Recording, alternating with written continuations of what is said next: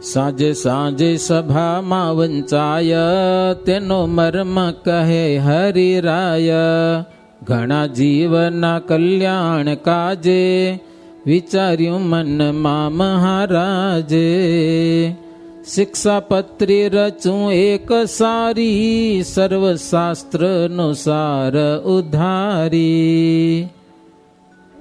10મો સ્કંદ પૂરો થયો પછી 5મો સ્કંદ શરૂ કર્યો. આજે કથા કરતા રાતે જેમ આપણે બેઠા ને હાવ નવરા, અટણ કાંઈ ટેન્શન ન હોય ને બહુ. એ સભા કરતા અને પછી મહારાજ વિચાર કર્યો, ઘણા જીવોના કલ્યાણ માટે કંઈક ઉપદેશ લખતો જાઉં. તો શ્રીજી મહારાજ વડતાલ મંદિરમાં જેવી રીતે કોઈક નદી કે સમુદ્ર પાર કરવો તો કેમ પુલ બાંધે, પુલથી ઉપર હાલી જવાય ને, એમ શ્રીજી મહારાજ જીવાત્માઓને ભવસાગર કરવા માટે કડી કાળમાં શિક્ષાપત્રી લખવાની શરૂઆત કર્યો. નારાયણ મોલમાં બેસીને, નારાયણ મોલ એમ કહેવાય છે મંદિરની સામે છે, વડતાલમાં મંદિરની સામે શ્રીજી મહારાજ પ્રારંભ કર્યો શિક્ષાપત્રી લખવાનો. અને 1882 સાલમાં વસંત પંચમીને દિવસે શિક્ષાપત્રી મહારાજ પૂર્ણ કરી. એમાં 4 વર્ણના ધર્મ લખ્યા, ત્યાગી ગૃહીના ધર્મ લખ્યા, ધર્મ ભક્તિ જ્ઞાન અને વૈરાગ્યની મહારાજે વાતો કરી, આચાર્યના ધર્મ લખ્યા. અને છેલ્લે એવું લખ્યું કે આ પ્રમાણે જે વર્તે અમારો અને ન વર્તે એ બારો. એમ લખી નાખી પાછું શિક્ષાપત્રીમાં. હો શિક્ષાપત્રી ન પાડે એ સત્સંગ થકી બારો, સત્સંગથી વિમુખ અને નરકમાં પડશે એમ કીધું. પછી શ્રીજી મહારાજ પોતે લખેલી શિક્ષાપત્રી હરિમંડપમાં બેસીને સંશોધન કર્યું, વાંચી આખી. કાંઈ ભૂલ તો નથી રહી ગઈ ને ક્યાંય? સનાતન ધર્મને વિરુદ્ધ આવ્યું તો કોઈ નથી લખાણું ને, એ મારે સંશોધન કર્યું. સંશોધન કર્યા પછી નિત્યાનંદ સ્વામી જેવા વિદ્વાનો હતા ને એને બધાને કીધું કે તમે શિક્ષાપત્રી વાંચો. મહારાજ કે પ્યોર ગુજરાતી તમે, અમે તો થોડાક મિશ્રિત ભાષા વાળા કહેવાય ગયા, સમજા ને. મહારાજ કે આ અમે શિક્ષાપત્રી લખી છે તમે વાંચો, એમાંથી જે ભૂલ કાઢી દે ને એને અમારા થાળની પ્રસાદી મળશે. મારે એવું મારે જાહેરાત કર્યો, એક પણ ભૂલ કાઢી દે એને અમારા પ્રસાદનો, અમારા થાળનો પ્રસાદ મળશે. પછી તો પ્રસાદ માટે કોશિશ તો ઘણી કરી, સંતો ભણેલા હતા ને, પણ મારી એકે ભૂલ ન જડી લ્યો, એકે નહીં ભૂલ. પછી મહારાજ નિત્યાનંદ સ્વામી કે મહારાજ સ્વયં વેદવાણી આપે છો, તમે શિક્ષાપત્રી લખી છે એમાં થોડી ભૂલ જડતી હશે કે. પછી સવિત્રાનંદ સ્વામી હતા વગેરે લખનારા સંતો, એની પાસેથી ઘણી બધી કોપીઓ કરાવી. સત્સંગી જીવનમાં એમ લખ્યું છે, મહારાજે પત્રિકા લખી પછી સતાનંદ સ્વામી પાસે એના શ્લોક બનાવરાવ્યા, સંસ્કૃતના શ્લોક બનાવ્યા. એમાં સત્સંગી જીવનના 4થા પ્રકરણનો 44મો અધ્યાય છે. તો શ્લોક બનાવ્યા અને એ શ્લોક ઉપર નિત્યાનંદ સ્વામી ગુજરાતી કર્યું. એક શિક્ષાપત્રી એક વ્યવસ્થિત ગ્રંથ થઈ જાય. મહારાજ તો હકીકતમાં કાગળ લખ્યો હતો, જેમ તમે કાગળ લખો ને આમ કરું આમ કરું આમ કરું, એવી રીતે કાગળ લખ્યો હતો. એને વ્યવસ્થિત રીતે સતાનંદ સ્વામી સંસ્કૃતના શ્લોક બનાવ્યા. એ સંસ્કૃતના શ્લોક ઉપર નિત્યાનંદ સ્વામી ગુજરાતી બનાવ્યું અને આ વસ્તુ બહાર પડી. મહારાજે જે હાથે લખેલી શિક્ષાપત્રી ક્યાં ગઈ આજ દિવસ સુધી આપણા દર્શન થતા નથી. જી મહારાજની ઈચ્છા હોય એ મહારાજે જે હાથે લખેલા શ્લોક નિત્યાનંદ સતાનંદ સ્વામી બનાવ્યા. અને શ્લોક બન્યા પછીની શિક્ષાપત્રી આપણે જોવા મળે છે. શ્લોક બનાવ્યા પહેલાનું લખાણ આપણે ક્યાંય જોવા મળતું નથી. મહારાજની ઈચ્છા હશે, સાચી રાખી હશે, ગમે તેમ હશે હોય. પછી એની ઘણી બધી કોપીઓ કરાવીને દેશો દેશમાં મોકલી છે કે બધા એક એક કોપી કરાવી લેજો, લખાવી લેજો ગમે તેમ કરીને, અને આ દરરોજ આનો પાઠ કરવો. મહારાજ કે સંતો હોય, બ્રહ્મચારી હોય, હરિભગત હોય, બાઈઓ ભાઈઓ ભણેલા હોય પાઠ કરજો, ને ભણેલા ના હોય સાંભળજો. મારી વાણી છે, મારું સ્વરૂપ છે એમ માનજો મહારાજ કે. અને પાઠ કરવાનું ભૂલાઈ જાય તેથી ઉપવાસ કરજો મહારાજ. લ્યો શિક્ષાપત્રીનો પાઠ ન થાય તેથી ઉપવાસ કરવાનો. બોલો એને કરતા વાંચીને લઈ 5 શ્લોક કેમ લાગે? ઉપવાસ કરવો પડે એના કરતા. મહારાજની આજ્ઞા એવી છે, જો વચનામૃતમાં મહારાજ આજ્ઞા કરી છે, શિક્ષાપત્રીનો પાઠ ન થાય મહારાજ કે પાઠ કરવો, સાંભળવું, એવું તો શિક્ષાપત્રીમાં લખ્યું છે. સાંભળવાનું મેળ ના આવે તો છેલ્લે બાકી પૂજા કરવી શિક્ષાપત્રીની. એ ન થાય તો વચનામૃતમાં મહારાજ કે તો પછી ઉપવાસ કરવાનો.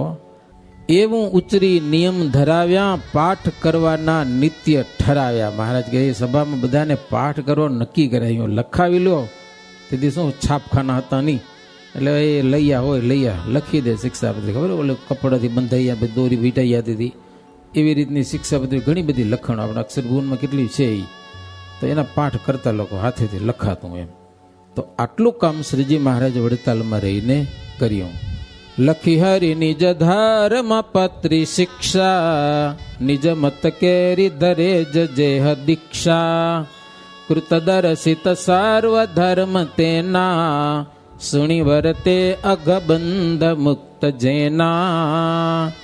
અચિંત્યાનંદ બ્રહ્મચારી કહે છે અભયસિંહ, આવી રીતે શ્રીજી મહારાજે જે પોતાના સંપ્રદાયની દીક્ષા લીધા હોય એને માટે આ શિક્ષાપત્રી લખી. આમ શિક્ષાપત્રી બધાને માટે છે, પણ અવશ્ય એનું પાલન કરવું અને એનો પાઠ કરવો એ સંપ્રદાયને દીક્ષાવાળાને ખાસ ફરજ પાડી છે શ્રીજી મહારાજે.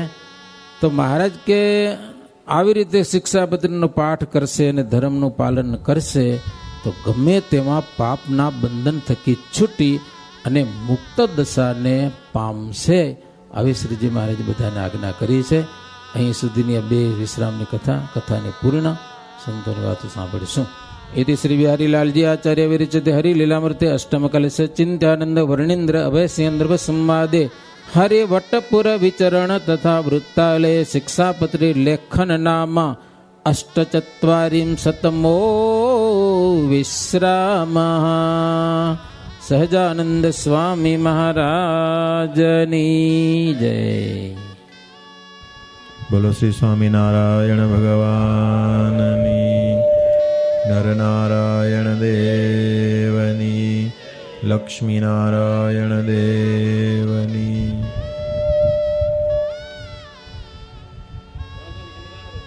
બધા હરિભક્તોને જય સ્વામિનારાયણ. કેમ બધા હરિભક્તો મજામાં છે ને? કેમ છે?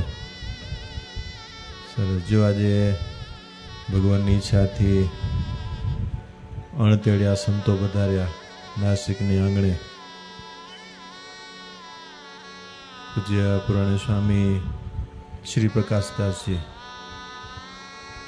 અને પૂજ્ય કોઠારી પાર્ષદ માવજી ભગત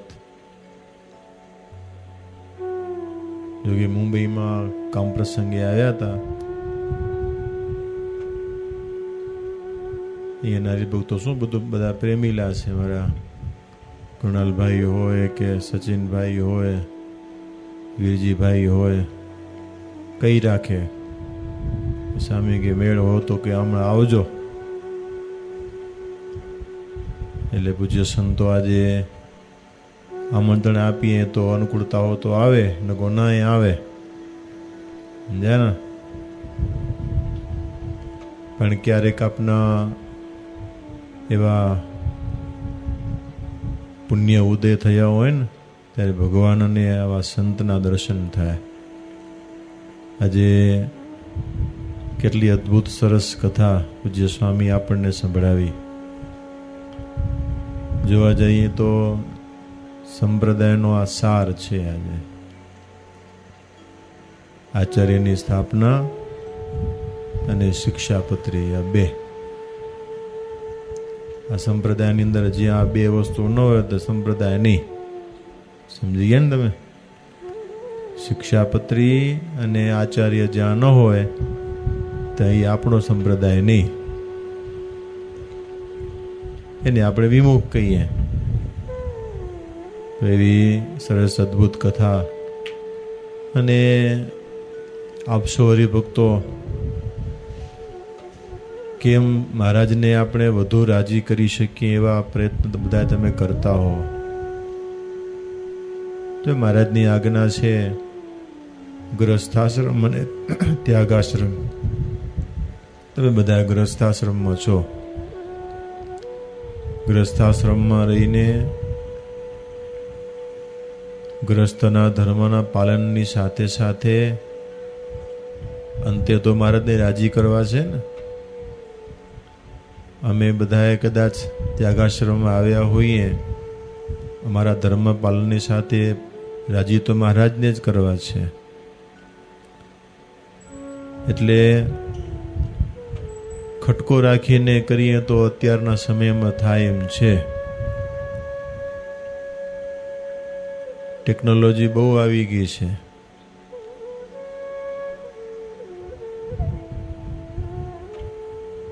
વિકાસ ઘણો થઈ રહ્યો છે, પણ એટલી જ બેરોજગારી વધી રહી છે. એ પણ સાચું છે ને. અને આ રહેવાનું હોય. જેટલો વિકાસ થશે ને એટલી બેરોજગારી વધવાની છે.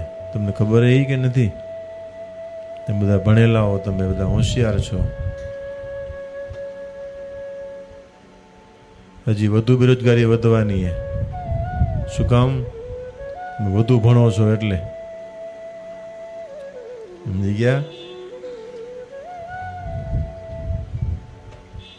તમે રોબોટમાં સમજો ને, રોબોટ છે ને 24 કલાક થાકે નહીં, બહુ કામ કરે. એટલે કોઈ કંપની વાળાને 4 માણસ જોતા હોય ને તો 4 ને પગાર દેવો પડે ને. એક રોબોટ લઈ લે એટલે 4 ની નોકરી ગઈ ને, બેરોજગારી વધી. સમજી ગયા ને તમે? એટલે જેમ જેમ વધુ ભણતર આવશે એમ લાગશે એમ કે વિકાસ થાય રહો, પણ વિનાશ ભેગો છુપાયેલો છે. હમણાં વિકાસ થાય છે, મોદીનું રાજ છે ને. આપણે બધા વોટે દઈ રહ્યા વિકાસ થાય છે એમ. તો ઘણા એમ કહે છે કે બેરોજગારી પણ વધે છે. એમ તો વધવાની, 2 માંથી 1 મળશે, 2 નહીં મળે.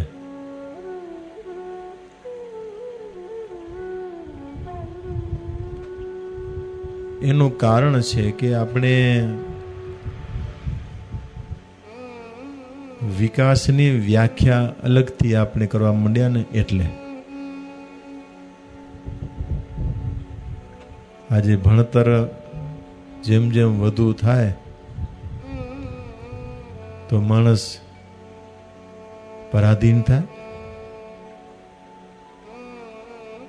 અભણ માણસ હો તો પરાધીન થાય. માની લો કે આ દાદા છે તો ભણ્યા ન હોય તો એને ક્યાં જાવું, કઈ બસમાં બેવું, ટિકિટ ક્યાં કઢાવી, તો એ બિચારા પરાધીન થાય. કોકને કે બેટા મને જે બસમાં તો બિહારી દેજે, પછી ત્યાં કહી દેજે મને ઉતારવા કોક આવે, એ પરાધીન થાય. પણ ભણેલો માણ પરાધીન થાય વેલા. વિચિત્ર છે ને યાર. એ કેમ પરાધીન થતો હશે? હે ઓ એમ નહીં, નોકરી ધંધો ન મળે તો પરાધીન થઈ ગયો માણસ. એ ખર્ચો કરીને પણ પરાધીન થયો વેલા. પરાધીન થવા માટે ભણ્યો, પરાધીન થવા માટે ભણ્યો. અને તમને બધાને પાછો આનંદ મજા આવે રહી વેલા. એકનો એક દીકરો હોય ને એકનો એક દીકરી હોય, કેટલું ભણાવે માણસો. બેટા ખૂબ ભણ. પછી વળી કહેશું અમે ભલે ભણ્યા નથી પણ તમે ભણો એમ કે વેલા. અમે કે 2 દી ભૂખ્યા રહેશું કે પેટે પાટા બાંધશું કે તમે ભણો. પછી ભણે, પછી બહુ ભણે એટલે પછી એમ થાય કે બાપા કે હવે મને કે અમેરિકા જવું હોય કે જા જા બેટા ઓય મૂકી દે અમેરિકા. એ પાછા આવે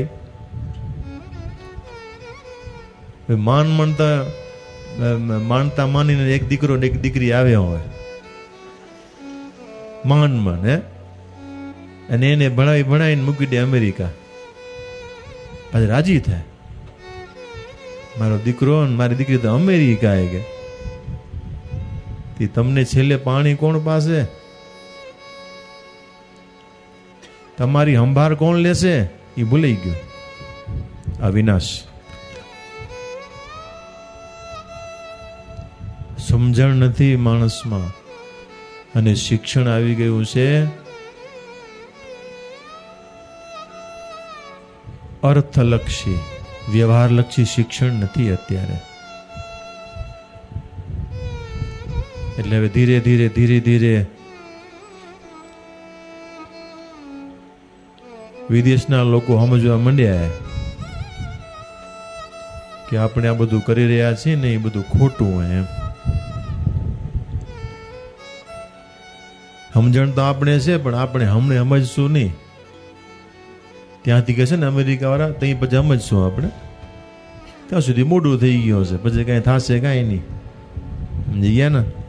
એટલે આપણા સંતાનોને ભણાવજો, કારણ કે દુનિયા ભણાવે છે ને આપણે નહીં ભણાવી તો એ પડે પાડોશી કહે છે કે તમે તો આવો આવા ને આવા રહ્યા. આ તો મોઘી સ્કૂલમાં ન મૂકો ને તમે તો એ પાડોશી વટે તમને વહેલા કે આવી હાવ સ્કૂલમાં શું છોરાને મૂક્યા કે એમ કે એને ઇંગ્લિશ મીડિયમની ખપે, મોઘી ખપે, ઓછી ફી વાળી ને તો ના હાલે. બોલો પતિ કમાઈ કમાઈને તૂટી યારો, પણ પસંદગી પત્નીની હાલે. મારો દીકરો ને મારી દીકરી આ સ્કૂલમાં ભણવા જાય. નાસિકમાં કેવું ખબર નથી, દેશમાં એવું હે પતિનું કાંઈ ના હાલે. મારો દીકરો મારી દીકરી કઈ સ્કૂલમાં ભણે અહીંયા કેવું તમારું હાલે કે તમારા ઘરવાળાનું હાલે? હે ભાઈ કેવું હે અહીંયા એવું છે? લ્યો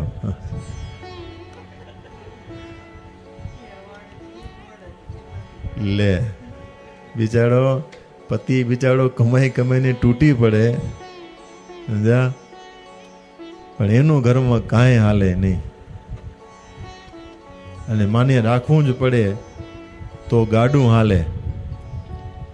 અને એ પૈસા પતિના કમાયેલા પૈસા ફી હું દઈ હમણે મેં કાલે અમારે ત્યાં બાલ મંચ હતો સમજ્યા ને, બાલ મોજ.